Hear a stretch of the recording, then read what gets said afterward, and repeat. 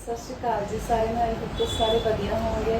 ਕੰਮਕਾਰ ਇੰਨਾ ਕਿ ਸਾਡੇ ਆ ਥੋੜਾ ਜਿਹਾ ਦੇਖੋ ਭਾਗੀ ਹੋਈ ਪਈ ਹੈ ਜ਼ਿੰਦਗੀ ਸਾਰੀ।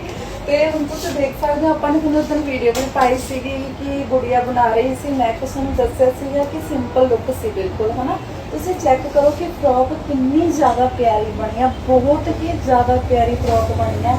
ਤੁਸੀਂ ਚੈੱਕ ਕਰ ਸਕਦੇ ਹੋ ਬਾਹਾਂ ਦੇ ਉੱਤੇ ਉਹਨਾਂ ਨੇ ਕੱਪੜਾ ਲਿਆ ਕੇ ਥੋੜੀ ਬਹੁਤੀ ਲੈਸ਼ ਲਾ ਕੇ ਫਿਨਿਸ਼ਿੰਗ ਦਿੱਤੀ ਹੈ। ਤੇ ਨੈਕ ਚੈੱਕ ਕਰੋ ਕਿੰਨੀ ਫਿਨਿਸ਼ਿੰਗ ਦੇ ਨਾਲ ਨੈਕ ਹੋਇਆ ਹੋਇਆ, ਬਹੁਤ ਜ਼ਿਆਦਾ ਸੋਹਣਾ ਤਿਆਰ ਹੋਇਆ ਹੋਇਆ।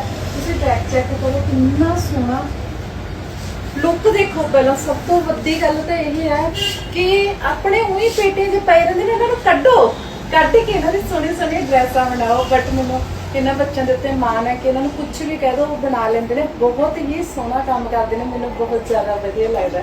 ਥੈਂਕ ਯੂ ਸੋ ਮਚ ਇੱਥੇ ਤੱਕ ਸਾਡਾ ਸਾਥ ਦੇ ਰਹੇ ਹੋ। ਜਹਾਂ ਵੀ ਅੱਦੇ ਬੰਦੇ ਨੂੰ ਧੰਨਵਾਦ ਜੀ। ਇੱਕ ਵੀਡੀਓ ਤੋਂ